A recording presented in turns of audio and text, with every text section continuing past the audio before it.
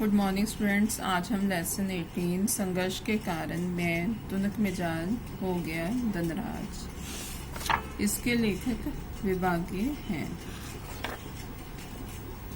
आइए अब हम पाठ शुरू करते हैं। हॉकी के सुप्रसिद्ध खिलाड़ी धनराज पिल्ले जब 35 वर्ष के हो गए, उनका एक साक्षात्कार विनीता पांडे ने लिया था। इस साक्षात्कार का संपादित अंश यहाँ दिया जा रहा है। इसमें बताया कि प्रस्तुत पाठ में प्रसिद्ध हॉकी खिलाड़ी धनराज पिल्ले का विनीता पांडे ने उस समय साक्षात्कार लिया था जब वह 35 वर्ष के थे। इसमें उनके ठेठ जमीन से उठकर आसमान का सितारा बनने तक के सफर को तय किया गया है।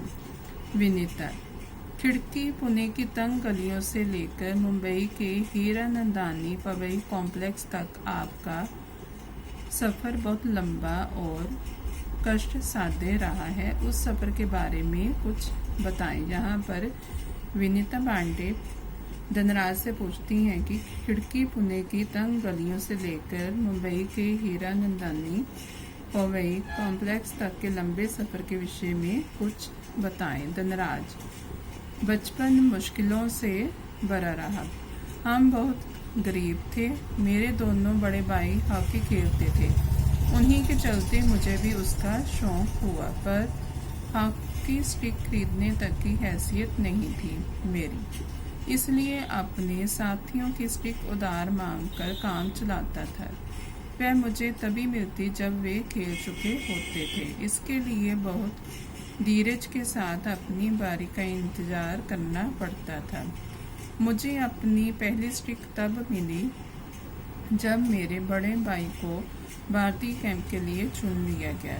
उसने मुझे अपनी पुरानी स्टिक दे दी। वह नई तो नहीं थी, लेकिन मेरे लिए बहुत कीमती थी क्योंकि वह मेरी अपनी थी। मैंने अपनी जूनियर राष्ट्रीय हॉकी सन 1985 में मणिपुर में खेल ली। तब मैं सिर्फ 16 साल का था।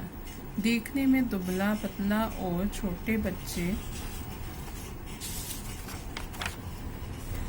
जैसा चेहरा, अपनी दुबली कद काठी के बावजूद मेरा ऐसा दबदबा था कि कोई मुझसे भिड़ने की कोशिश नहीं करता था। मैं बहुत जुझारू था, मैदान में भी और मैदान से बाहर भी।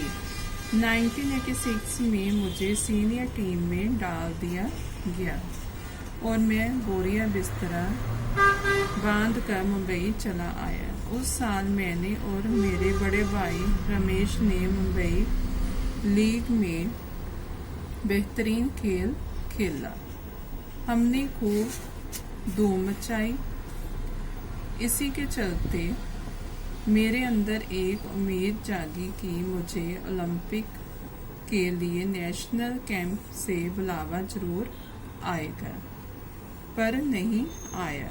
मेरा नाम 57 खिलाड़ियों की लिस्ट में भी नहीं था।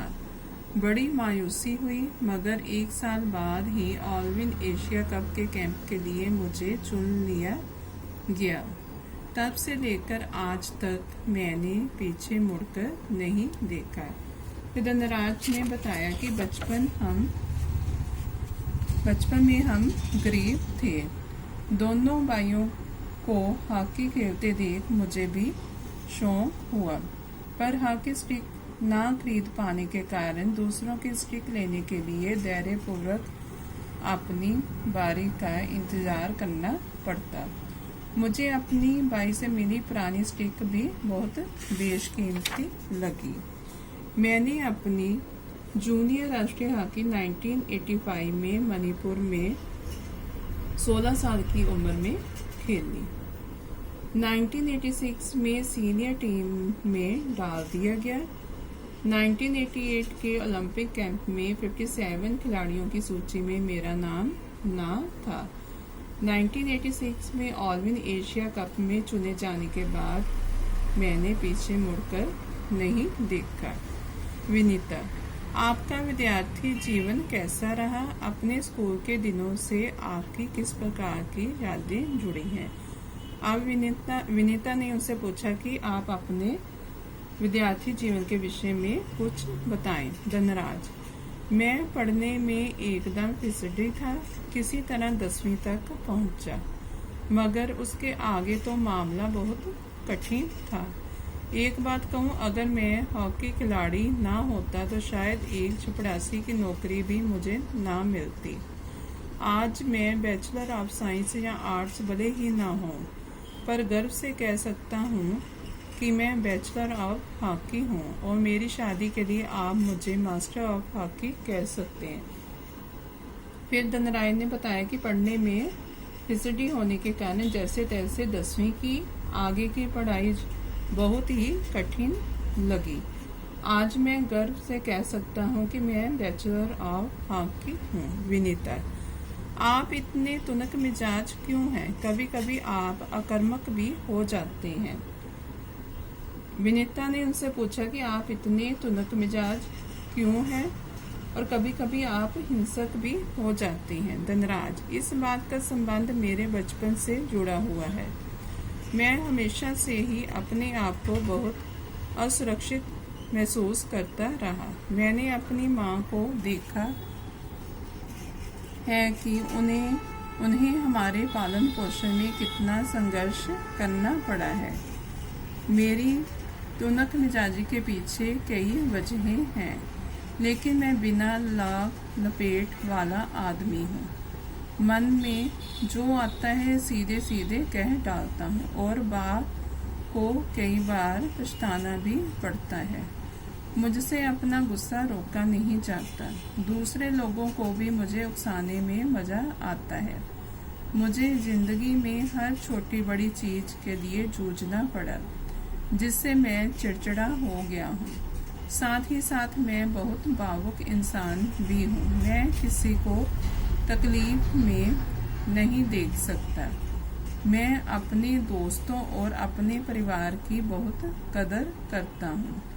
मुझे अपनी गलतियों के लिए माफ़ी मांगने में कोई शर्म महसूस नहीं होती। फिर धनराज ने बताया कि मैं बचपन से ही स्वयं को असुरक्षित महसूस करता हूँ। मैं बातों को बिना लाग लपेट कह जाता हूँ, जिससे मुझे नुकसान भी उठाना पड़ता है। लोगों के उकसाने पर मैं अपने गुस्से पर काबू नहीं रख पाता हूँ। मैं अपनी गलतियों के लिए माफ़ी भी मांग लेता हूँ।